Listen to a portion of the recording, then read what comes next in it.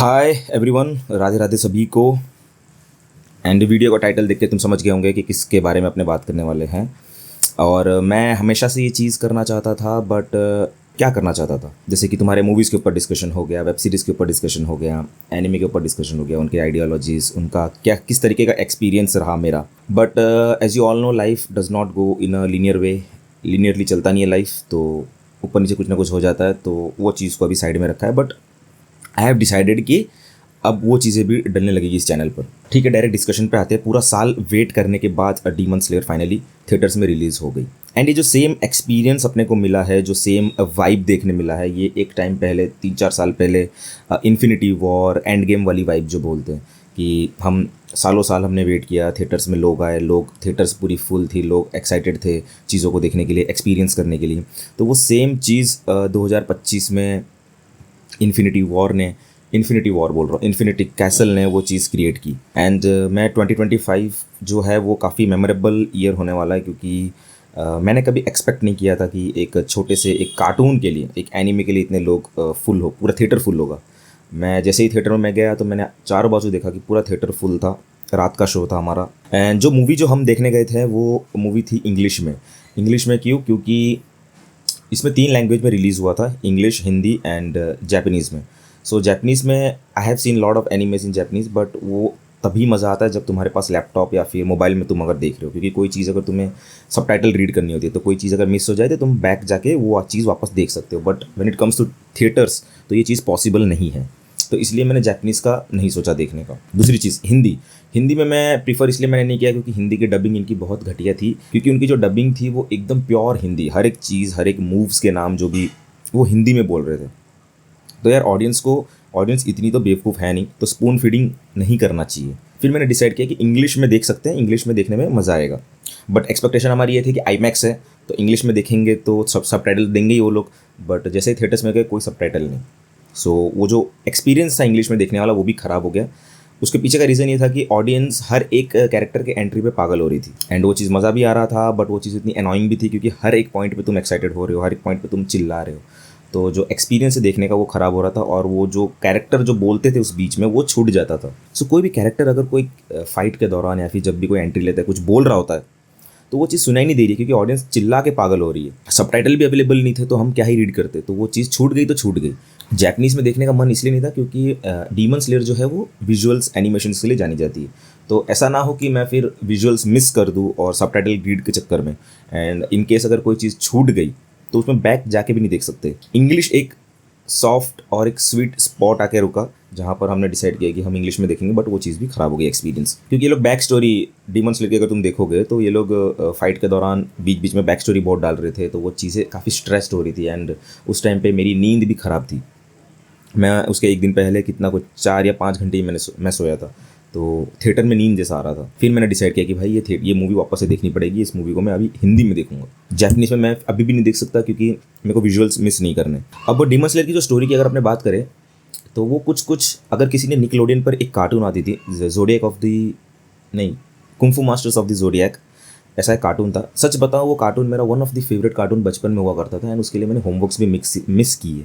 मैं होमवर्क करता नहीं था, दिन भर दिन वो कार्टून ही देखता रहता जब भी वो निक चैनल पर आता था, निकलोडियन पर। वो कार्टून की जो मेन स्टोरी थी वो similar kind of demon slayer जैसी ही थी, क्योंकि वो डीमन आता है गाँव में, उसके परिवार वालों को मार देता है, बच्चा एक बच जाता है, वो अपने 12 या 10 कुंफू मास्टर्स के अंडर ट्रेनिंग लेता है, फिर वो लोग साथ में मिलकर उस डीमन को हराते, उस डेविल को हराते।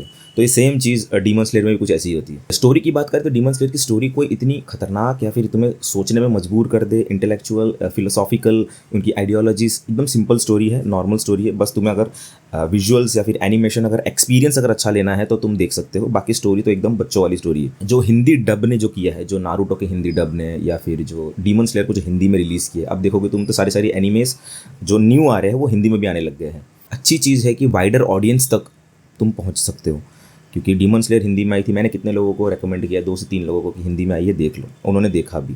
तो लोग ऐसे ऐसे धीरे धीरे एनीमे की तरफ जा रहे हैं। वो जो गेट खुला है एनीमे का, लोग एक्सप्लोर कर रहे हैं। उसमें सबसे बड़ा योगदान है तुम्हारा हिंदी डबिंग का, खास करके नारुतो की जो हिंदी डबिंग आई थी।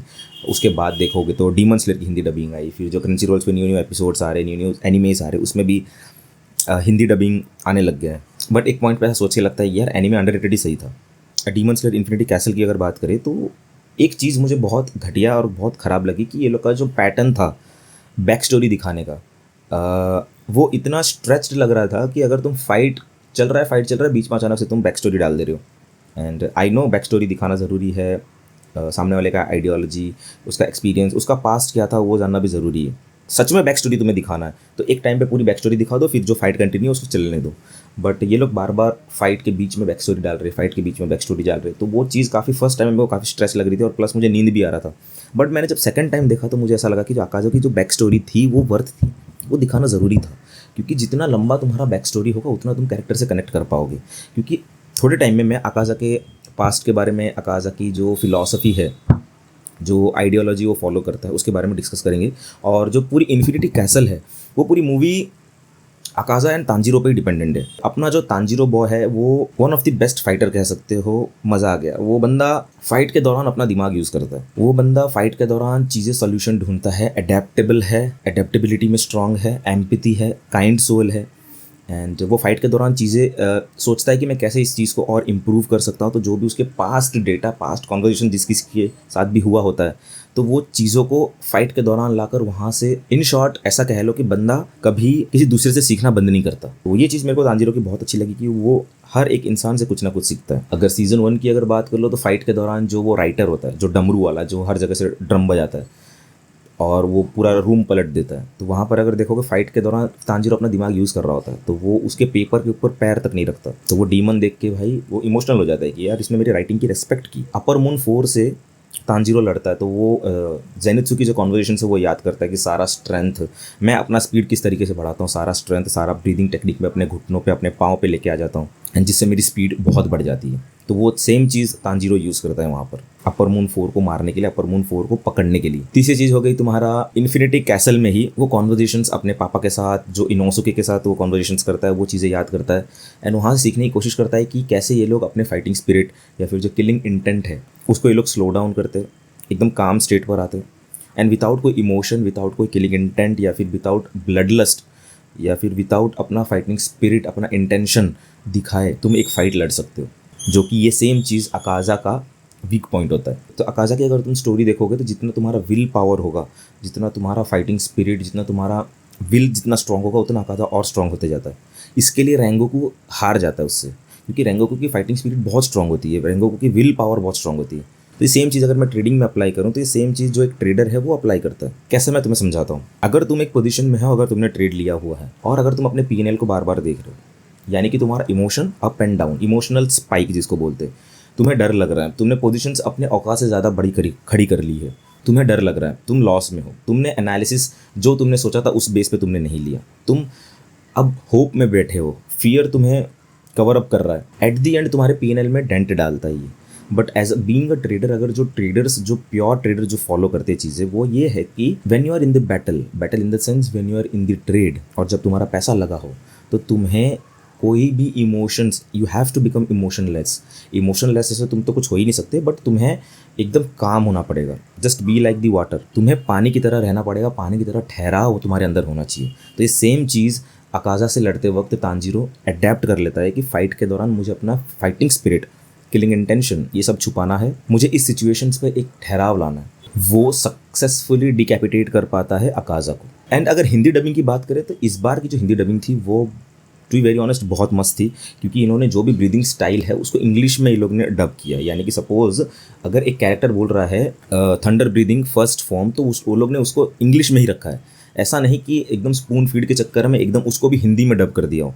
तो रेंगोकू के केस में, जो रेंगोकू म्यूगन ट्रेन वाली जो हिंदी डबिंग थी, ये लोग हर एक चीज़ को हिंदी में डब कर रहे थे। टोटल डिस्ट्रक्शन, नीडल कॉम्पस, जो भी अकाज़ा का जो भी मूव का नाम है, उसको भी हिंदी में डब कर रहे। तो वो चीज़ बहुत घटिया लग रही थी, ऐसा लग रहा था कि यार बच्चे नहीं है ऑडियंस। एंड रही बात इनके स्टूडियो की, उफोटेबल की, इन्होंने to be very honest benchmark set कर दिया है पूरी इंडस्ट्री में कि भाई अगर एनिमेशन विजुअल्स अगर देना है तो इस लेवल का तुम्हें देना होगा। कलरफुल, हर एक मूव में कलर्स निकलना, एकदम एनिमेशन इसका एकदम तगड़ा, विजुअल्स एकदम आंखों को देख के सुकून मिलता है। तो एक्सपीरियंस तो मस्त था। अब बात करें अकाज़ा के स्टोरी की, जो अकाज़ा की स्टोरी जब मैंने दूसरी बार देखी तो मुझे वर्थ लगी कि यार इसके लाइफ में बहुत कुछ हुआ है बंदे के। तुम्हारे अंदर एक एम्पैथी चीज़ हो एंड एम्पैथेटिकली अगर तुम उस बंदे के बारे में 2 मिनट के लिए खाली सोचोगे, अगर तुमने इन्फिनिटी कैसल अगर मूवी देखी वो बंदा एक गरीब घर से आता है, उसके पास पैसे नहीं होते, उसका बाप बीमार रहता है और वो चोरी करता है अपने बाप का ट्रीटमेंट कराने के लिए। और उसका बाप ये चीज़ देखता है कि मेरी वजह से मेरा बेटा बहुत चोरी कर रहा है एंड हर बार मार खा के आता है, कोई ना कोई उसको पेल देता है। तो एक काम करता हूँ, मैं सुसाइड ही कर लेता हूँ, क्योंकि मुझे अब उसका बर्डन या फिर बोझ बन के नहीं रहना। अकाज़ा के लाइफ में उसका बाप था, वो भी मर जाता है, तो अब ये बंदा पूरा अकेले हो जाता है। उसके लाइफ में एक और शख्स इंट्रोड्यूस होता है जो है उसका कोच, जो उसको इनवाइट करता है कि मैं एक डोजो में चला रहा हूँ बट मेरे पास स्टूडेंट्स नहीं है, अगर तुम्हें कराटे सीखना हो एंड मैं जो कराटे सिखाऊंगा तुम्हें, एंड मैं वर्ल्ड में इस तरीके से इसको फैलाना चाहता हूँ कि लोग सिर्फ और सिर्फ अपने हाथ से और अपने पैरों से लड़े। बेसिकली वो कराटे की बात कर रहा है। मैं तुम्हें फाइटर बनाऊंगा कराटे सिखाकर, एंड मैं चाहूँगा कि तुम इस जो लर्निंग्स को है पूरी दुनिया में फैलाओ। एंड ये स्टूडेंट और टीचर की जो जोड़ी है, ये देखकर मुझे द कराटे किड 1974 और मे बी 1984 में जो कराटे किड आई थी मियागी डो वाली, वो चीज़ की याद आ गई कि उसको हर एक चीज़ सिखाता है, उसको अपने गांव लेके जाता है, अपने घर पे लेके जाता है। एंड जो टीचर और स्टूडेंट की जो रिलेशन है वो चीज़ हमें दिखाई गई है। धीरे धीरे उसके कोच की लड़की को अकाज़ा से प्यार हो जाता है and they were about to get married, but उस एरिया में उसकी राइवलरी इतनी रहती है, उसकी कंपटीशन इतने रहते हैं कि वो लोग फेस टू फेस तो लड़ नहीं सकते अकाज़ा और उसके टीचर से, बट वो लोग एक चीप तरीका यूज़ करते हैं एंड वो है कि कुएं में जहर मिला देना। तो अकाज़ा के लाइफ में पहले उसका बाप छिना, जिस इंसान से वो शादी करने वाला था, जिस इंसान ने अपनी ज़िंदगी में पूरा होप छोड़ दिया था, यानी कि मैं उस कोच की बेटी की बात कर रहा हूँ। एक पॉइंट आता है जहाँ पर वो बोलता है कि फायर वर्क्स होने वाला है, तुम जाके देख सकते हो। तो अकाज़ा बोलता है कि क्या मैं तुम्हें ले चलूँ, अगर तुम नहीं अभी नहीं आ सकते तो नेक्स्ट ईयर जाएंगे, अगर नेक्स्ट ईयर भी नहीं आते तो उसके नेक्स्ट ईयर हम जाएंगे।